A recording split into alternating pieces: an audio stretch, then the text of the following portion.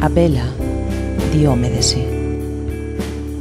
Se dixese de min un signo, diría puntos suspensivos. Diría tronco a agardar machado, diría abultamento. E medusa, diría.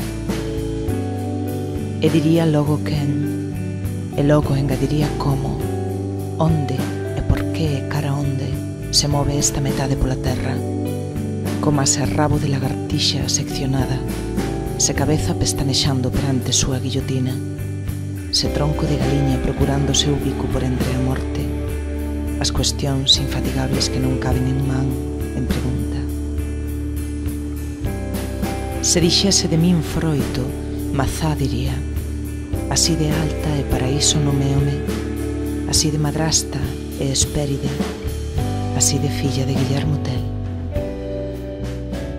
Todas as ecuacións permiten o meu nome, mais ata hoxe foi difícil concilialas. Durmo co meu sangue volto cara atrás, cara aos sacrificios onde se concita o soño.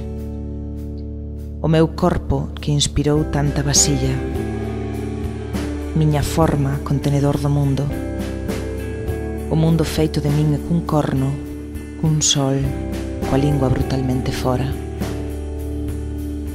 Hai varón en min ata a curva da última unlla, baixo a cal latexa o dedo que tentou tanto sonámbulo fuso, tanta droga para calmar as ansias, a vontade ingobernable, fame de sair canda o filósofo, o navegante, o mago, o contador de estrelas, o tafuro contrabandista, a sede desexo de abandonar un leito longo como ao seme dun príncipe.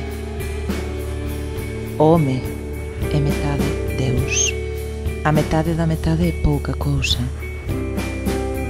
Tanto hai de min nela, a vela, ollerosa medieval, cumprindo un prazo, ata levantándose coa súa bombilla, a súa hormona, ata a súa xaqueca seus ares son min, seus peitos colgando seu pulso dobrado, empuñadura trizando urnas, seus aros ao colo, seus pratos labiais, para multiplicar pretendentes.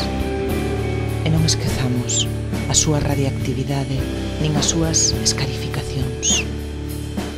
Súas escarificacións que son como puntos suspensivos na aberta